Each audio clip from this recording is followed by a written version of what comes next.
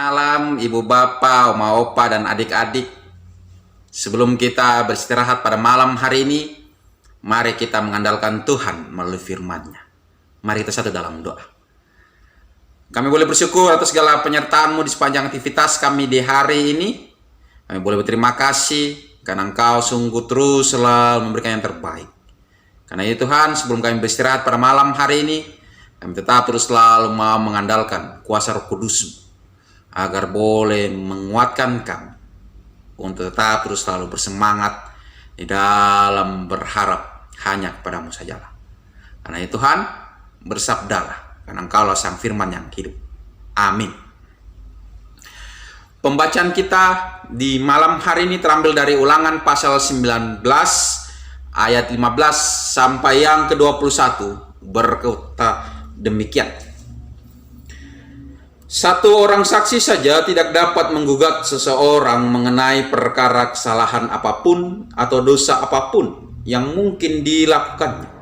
Baru atas keterangan 2 atau 3 orang saksi perkara itu tidak disangsikan. Apabila seorang saksi jahat menggugat seorang untuk menuduh dia mengenai suatu pelanggaran, maka kedua orang yang mempunyai perkara itu haruslah berdiri di hadapan Tuhan, di hadapan imam-imam dan hakim-hakim yang ada pada waktu itu.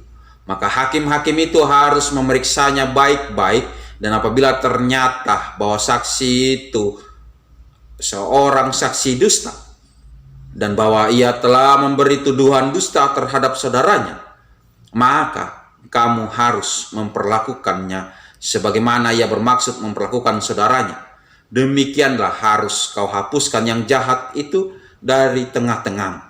Maka orang-orang lain akan mendengar dan menjadi takut, sehingga mereka tidak akan melakukan lagi perbuatan jahat seperti itu di tengah-tengah.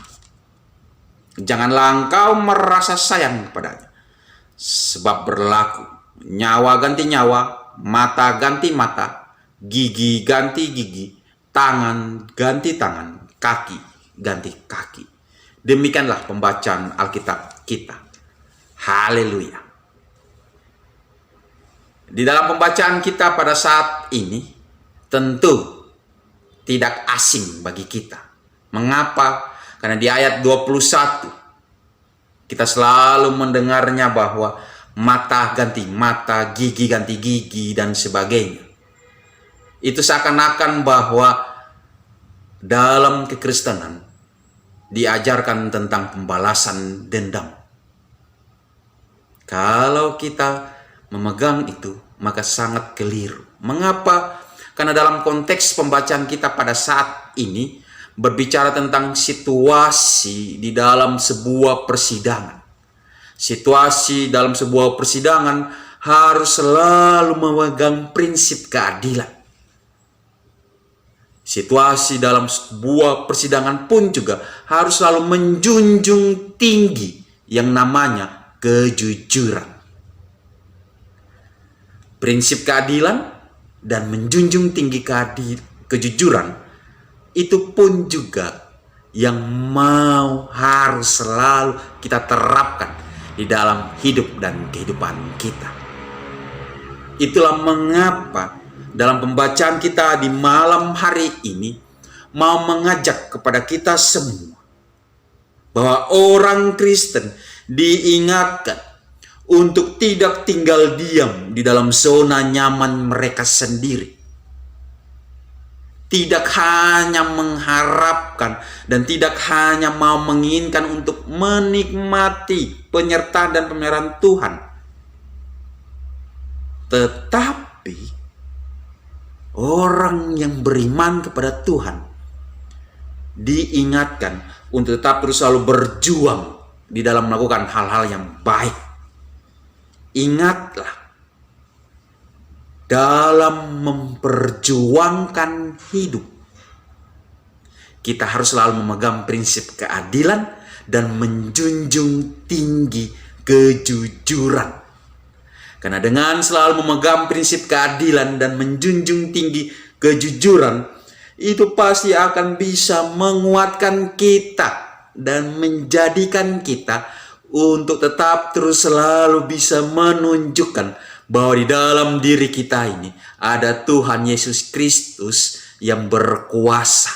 Sehingga di dalam segala perbuatan kita, di dalam segala apapun yang kita lakukan, selalu mencerminkan bahwa kita ini adalah anak-anak Tuhan. Karena itulah kita diingatkan untuk tetap terus selalu berjuang. Jika kita tidak mampu mengubah dunia ini, paling tidak kita harus tetap terus selalu berjuang agar dunia ini tidak mengubah kita. Itulah mengapa di dalam kehidupan kita sebagai bangsa dan negara Republik Indonesia ini selalu terkesan bahwa hukum yang ada di dunia ini akan, secara khususnya di Indonesia, itu seakan-akan hanya tajam ke bawah, tumpul ke atas. Banyak berita-berita yang mengganggu kita.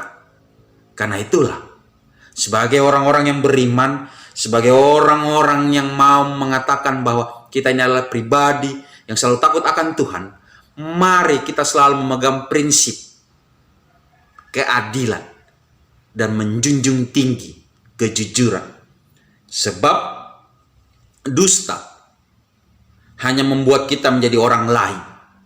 Kejujuran membentuk kita untuk boleh menjadi diri sendiri. Karena kita tahu kita ini adalah anak-anak Tuhan.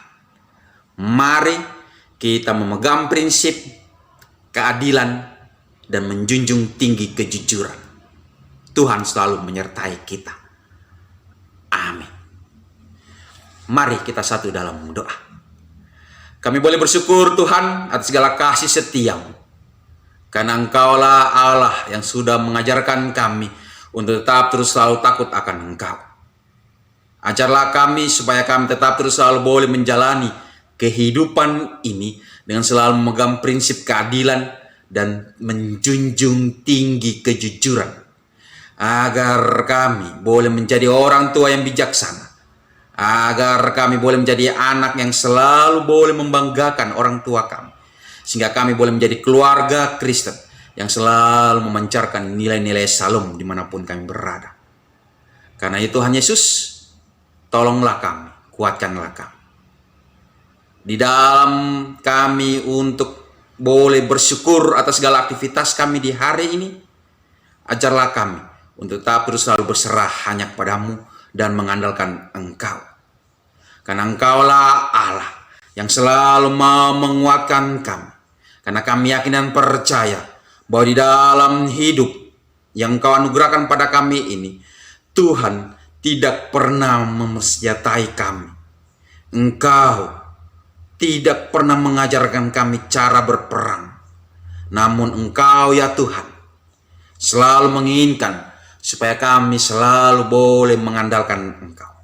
Karena itu Tuhan, di dalam masa istirahat kami ini Tuhan, kami terus selalu berserah pada. Kami menyerahkan istirahat kami di malam hari ini. Kuatkanlah kami, persiapkanlah diri kami, agar kami selalu siap menjadi berkat di hari esok. Berkatilah kami, kuatkanlah kami, agar di malam hari ini kami selalu siap untuk menyatakan bahwa kami ini adalah orang-orang yang selalu memegang prinsip keadilan dan menjunjung tinggi kejujuran. Tuhanlah yang selalu menyertai kami. Di dalam nama Tuhan Yesus Kristus, kami menyerahkan segala rencana-rencana kami, kuatkanlah kami. Bagi kami sedang sakit, kuatkanlah kami Tuhan, agar kami selalu berserah hanya kepadamu sajalah. Mampukanlah kami supaya kami tetap terus selalu bersyukur padamu. Inilah kami, inilah anak-anak. Di dalam nama Tuhan Yesus Kristus, kami menyerahkan istirahat kami di malam hari ini ke dalam tangan kasih-Mu. Terpujilah Engkau, Allah kami yang hidup. Amin. Selamat beristirahat. Tuhan Yesus selalu memberkati kita semua.